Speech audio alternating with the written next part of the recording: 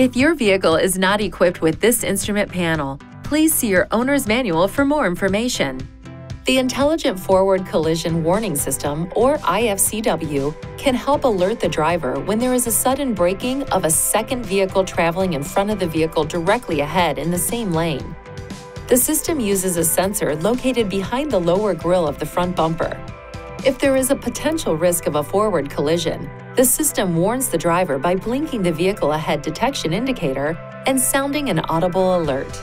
The system operates at speeds above approximately 3 miles per hour.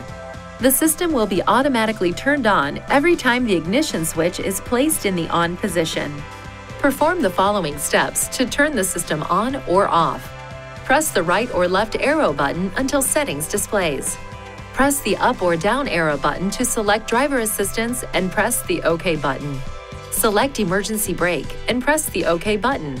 Select front and use the OK button to toggle the system on or off. Please see your owner's manual for important safety information, system limitations, and additional operating and feature information.